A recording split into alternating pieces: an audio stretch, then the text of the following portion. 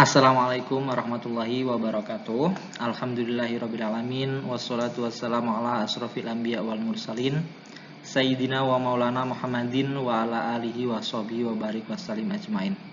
Alhamdulillah anak-anakku semuanya, semoga kalian dalam keadaan sehat walafiat, tidak ada kekurangan apapun.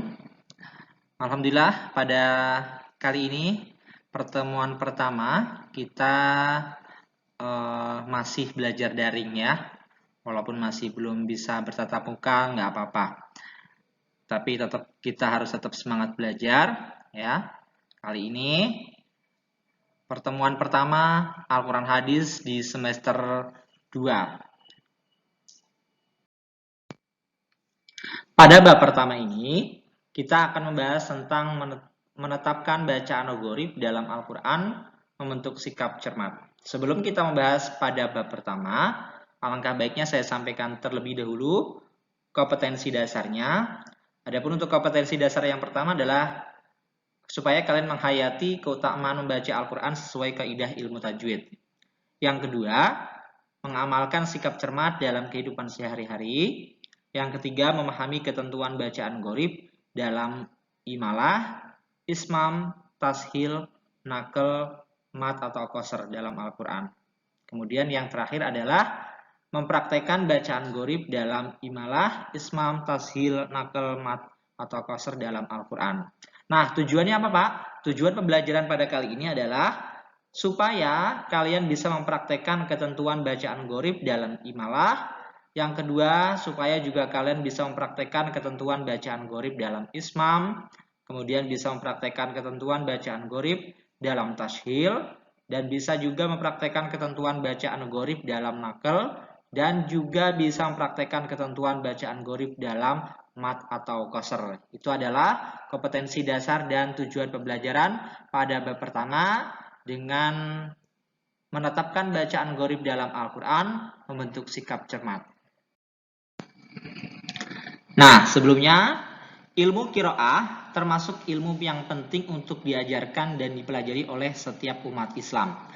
Pada umumnya, umat Islam memakai qiraah dari jalur hafaz dari Imam Asim yang berasal dari Ali bin Abi Thalib. Akibatnya, mereka membaca Al-Quran apa adanya sebagaimana yang terdapat dalam tulisan mushaf tersebut. Padahal ada banyak kalimat yang cara bacanya asing atau gharib. Gharib itu asing, tidak sama persis dengan tulisannya. Maka pada materi berikut, kalian akan mempelajari tentang bacaan gharib dalam imalah, ismam, tashil, naql, dan mat atau qasr pada Al-Quran. Jadi, simak baik-baik dengan cermat, pahami dengan seksama. Bahasan pertama kita adalah, saya akan mengenalkan gharib. Gharib itu apa? Gharib adalah bacaan-bacaan yang tidak sesuai dengan kaidah bunyi dalam ilmu al-aswat atau suara. Ya, ingat sekali lagi, gharib ini adalah bacaan-bacaan yang tidak sesuai dengan kaidah bunyi dalam ilmu al-aswat. Gharib itu artinya tersembunyi atau samar. Ya, gharib itu artinya tersembunyi atau samar. Sedangkan gharib menurut ulama qurra, gharib adalah sesuatu yang membutuhkan penjelasan khusus. Jadi sesuatu yang membutuhkan penjelasan khusus karena samarnya pembahasan atau rumitnya permasalahan, baik dari segi huruf, lafal, arti maupun pemahaman yang terdapat dalam Al-Quran. Ya, di antara gharib tersebut yaitu ada macam-macam. Nanti kita bahas. Untuk saat ini kalian di bagian ini pertama kalian harus mengetahui apa itu gharib ya. Gharib menurut ulama qurra adalah sesuatu yang membutuhkan penjelasan khusus karena samarnya pembahasan atau rumitnya permasalahan baik dari segi huruf, lafal, arti maupun pemahaman yang terdapat dalam Al-Quran.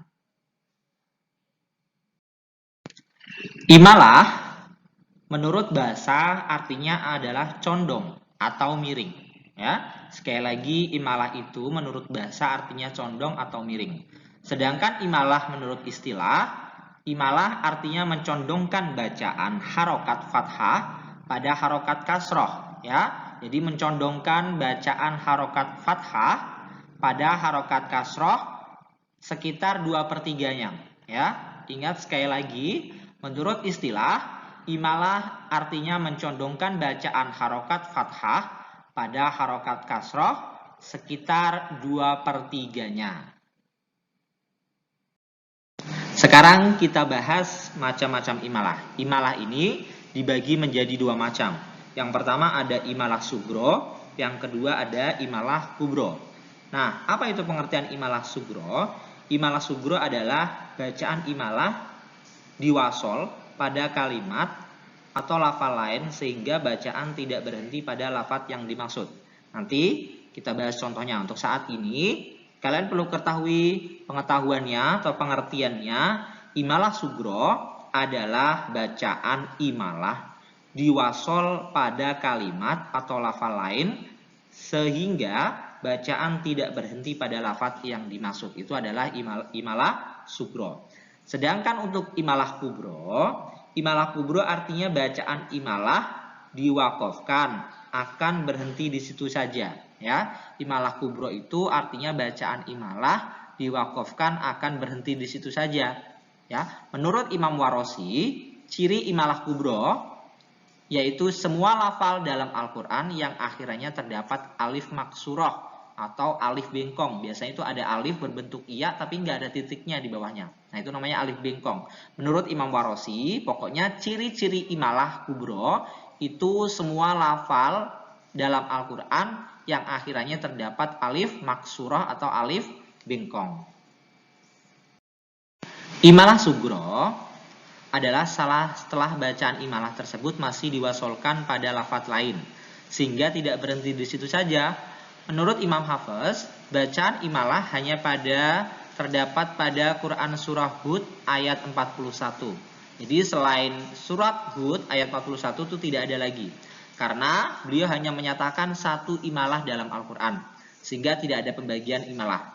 Ayat yang dimaksud apa? Yang dimaksud adalah surat Hud ayat 41 yang berbunyi Bismillahirrahmanirrahim.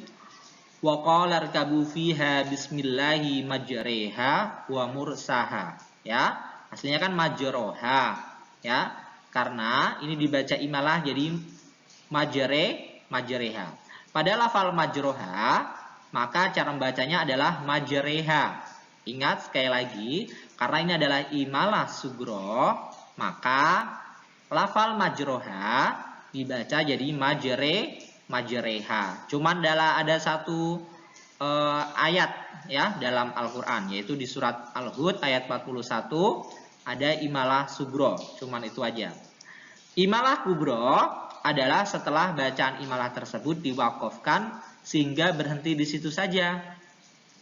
Adapun kriteria atau ciri imalah kubro adalah semua lafaz dalam Al-Qur'an yang akhirnya terdapat alif maksuroh, ya, atau alif bengkong yang tadi saya jelaskan.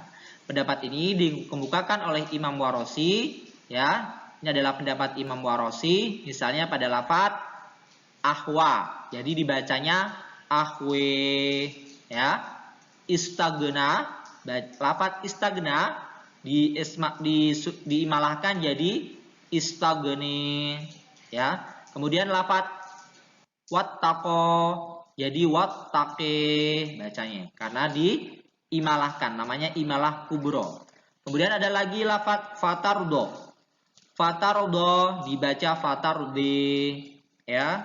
Itu namanya imalah kubro. Jadi ciri-cirinya adalah pokoknya menurut Imam Warosi setiap lafaz di dalam Al-Qur'an terdapat alif maksurah atau alif bengkong itu jelas adalah imalah kubro, ya. Namun terdapat pengecualian yaitu khusus bagi nama manusia.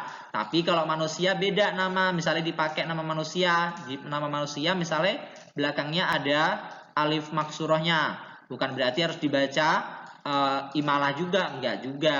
Terdapat alif maksurah tetap dibaca apa adanya. Kalau dijadikan nama walaupun namanya itu ada alif maksurahnya tidak boleh dibaca imalah, ya. Jadi dibaca apa adanya. Ya dibaca apa adanya. Contohnya apa? Contohnya Isa. Isa itu kan paling akhir kan hurufnya adalah huruf alif maksurah, nggak mungkin dibaca IC ya, IC aneh dong. Jadi ya Isa tetap Isa, Musa ya Musa bukan Muse, atau Yahya ya Yahya karena nama orang jadi Yahya tetap Yahya, Mustafa ya tetap Mustafa bukan Mustofe ya, nggak boleh diimalahkan, tidak boleh dibaca imalah, tapi harus dibaca apa adanya yaitu Mustafa ya. Jelas sampai sini? Semoga paham semuanya. Sekarang kita membahas ismam. Tadi sudah kita bahas tentang imalah, sekarang kita bahas ismam. Apa itu ismam? Ismam itu menurut bahasa artinya menggabungkan ya. Sekali lagi ismam menurut bahasa ini adalah menggabungkan, memadukan, mencampurkan. Banyak ya. Ismam menurut bahasa artinya menggabungkan, memadukan, mencampurkan. Sedangkan menurut istilah, ismam artinya mencampurkan dhammah. Ingat dhammah itu yang di atas yang ada bulat terus panjang dikit ya. Ismam artinya mencampurkan dhammah pada sukun dengan memoncongkan bibir atau memonyongkan bibir ya. Nanti kita bahas contohnya cara pengucapannya. Menurut istilah, ismam artinya mencampurkan dhammah pada sukun dengan memoncongkan bibir atau memonyongkan bibir. Sekilas, ikhtilas adalah mempercepat bacaan, seakan-akan antara dua huruf bersambung. Nah, itu diselingi dengan ikhtilas. Ikhtilas itu mempercepat bacaan, seakan-akan antara dua huruf bersambung. Bacaan ismam dalam Al-Quran ditandai dengan tulisan ismam. Ya, ingat, di dalam Al-Quran, kalau ada tulisan ismam seperti ini, ya, bacaan ismam dalam Al-Quran itu biasanya ditandai dengan tulisan ismam, kecil ya, yang berada di atas lafadz yang dibaca ismam. Biasanya dalam Al-Quran itu ada tulisan ismam kecil. Nah, itu berarti bacaan ismam. Menurut Imam Hafiz, bacaan ismam hanya berlaku di satu tempat. Sama seperti tadi ada yang berlaku di satu tempat. Ismam pun juga. Ya, ismam berlaku di satu tempat, yaitu di mana? Di Quran surah Yusuf ayat 11. Bunyinya bagaimana? Bismillahirrahmanirrahim. Qalu ya abana malaka la ta'minna ala Yusufa wa anna lahu lanasihun. Sekali lagi, qalu ya abana malaka la ta'manna ala Yusufa wa inna lahu lanasihun. Ketika pada lafaz ta'manna, cara membacanya adalah sebagai berikut. 1. Nun tasdid diuraikan sehingga menjadi 2 nun ya. Yang satu mati atau sukun, sedang yang lain hidup. Lah aslinya kan la ta'manna gitu kan, fathah. Misalnya la ta'man. Nah, aslinya kan kalau diuraikan seperti itu. La ta'manna ya. La ta'manna, la ta'manna sambil monyong bibirnya. La ta'manna, la ta'manna.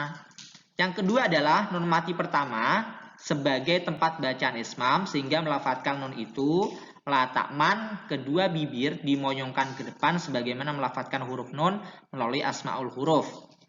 Ya, la ta'man, la ta'manna, ya, la ta'manna, la ta'manna, la ta'manna. Ingat, bibirnya dimonyongin man.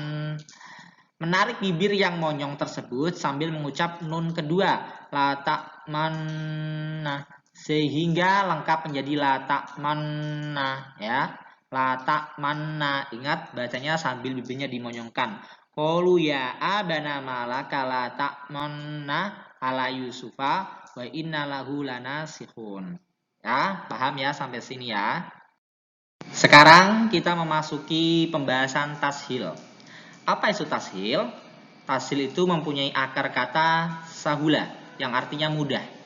Adapun yang dimaksud bacaan tashil menurut ulama qura adalah upaya memindahkan bacaan ayat-ayat Al-Quran dengan cara memindahkan harokat atau membuang huruf tertentu. Tujuannya apa? Tujuannya adalah agar lafaz tersebut tidak sukar diucapkan atau tidak susah diucapkan. Pada contoh Quran surah Fussilat ayat 44, Bismillahirrahmanirrahim. Walau ja'alnahu Qur'an a'jamiyan laqalu laula fussilat ayatuhu a'jamiyyu wa arabiyyu.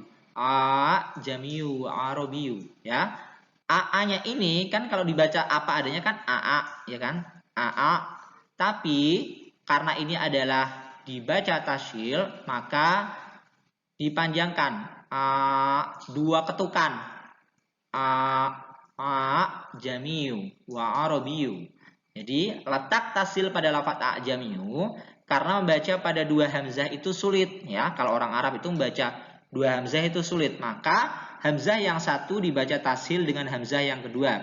Sehingga kedua hamzah itu cukup dibaca satu saja dengan membancangkannya dibaca atau dibaca mat. Jadilah cara membacanya menjadi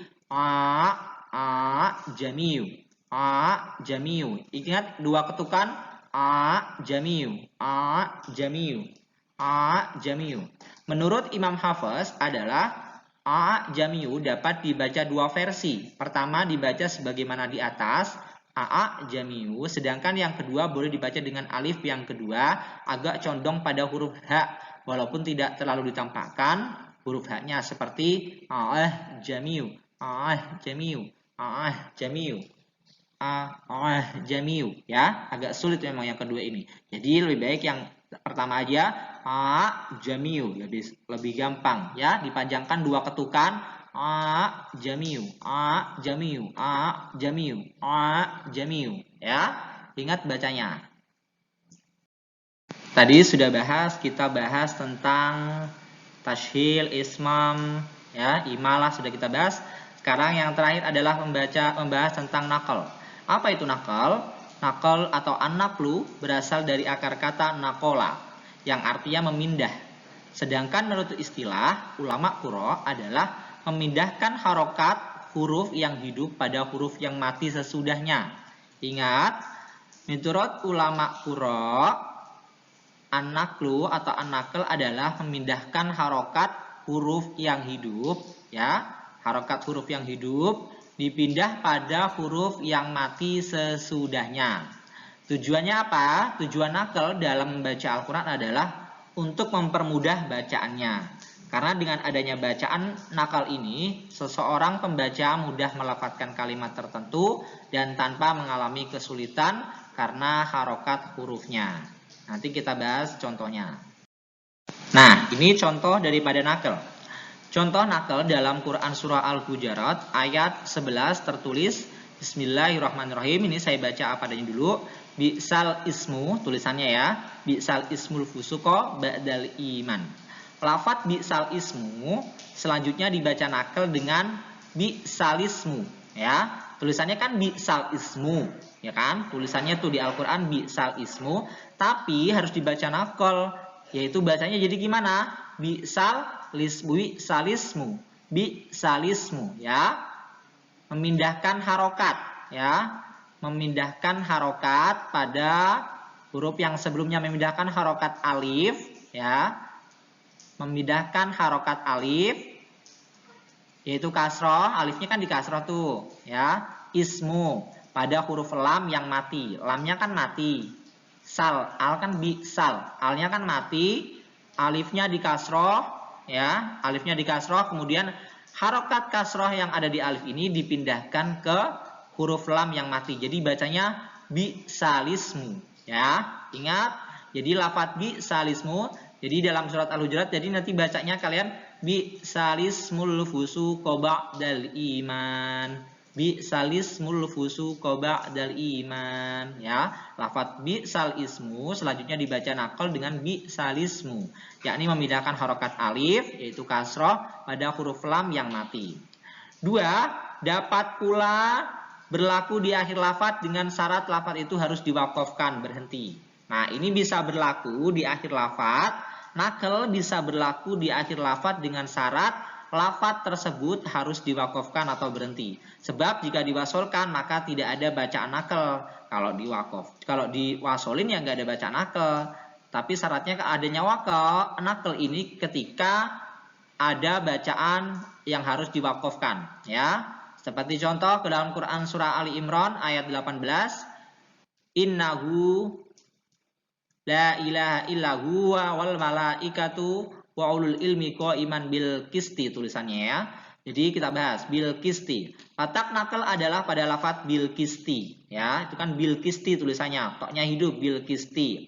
Jika diwaqafkan, nggak mungkin dong diwaqafkan dibaca qisti, maka jika diwaqafkan boleh dibaca nakal dengan dengan bacaan bil kisit, ya, bil kisit, memindahkan harokat kasroh pada huruf ta, dipindahkan kemana? Dipindah pada sin yang disukun, jadinya bil kisit, ya, bil kisit. Ingat, pokoknya dipindahkan, kasrohnya dipindahkan ke huruf yang mati sebelumnya, jadinya bil kisit, ya.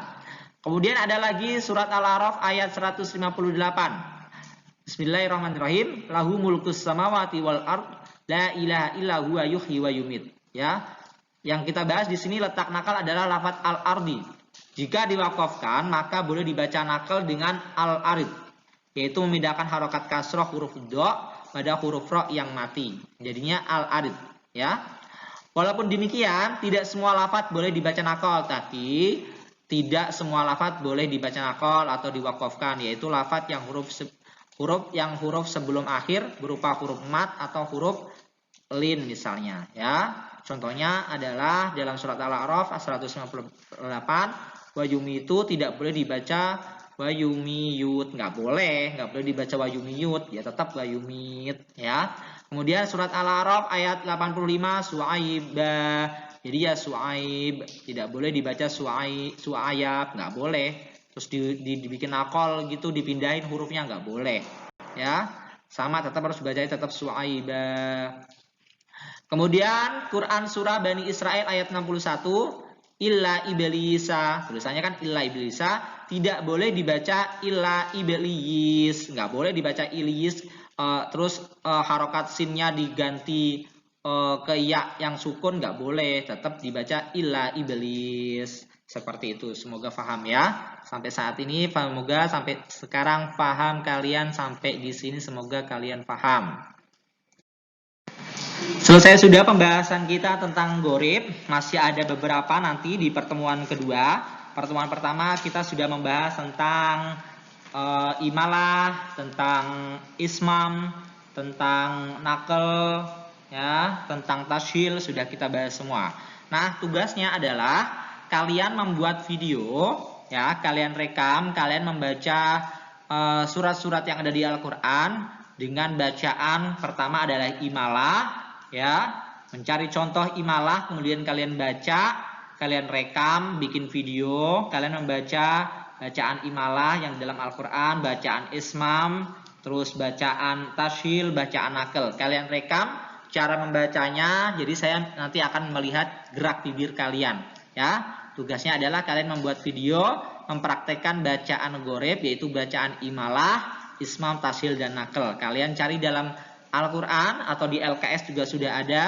Kalian baca, kalian rekam dengan video, lalu nanti upload di KI 4. Ya, jangan lupa tugasnya adalah setelah menyimak video ini, tugasnya adalah membuat video mempraktekkan bacaan imalah, ismam, tashil, dan nakel. Kemudian upload videonya di KI 4. Nanti akan menjadi nilai keterampilan kalian. Akhirnya selesai sudah pembahasan kita. Kali ini pertemuan pertama kita sudah membahas gorib tentang imalah, ismam, tashil, dan nakel. Alhamdulillah, semoga apa yang saya sampaikan bisa kalian pahami, bisa kalian praktekkan ketika membaca Al-Quran dan kehidupan sehari-hari. Oke, wabillahi taufiq wal hidayah. Wassalamualaikum warahmatullahi wabarakatuh.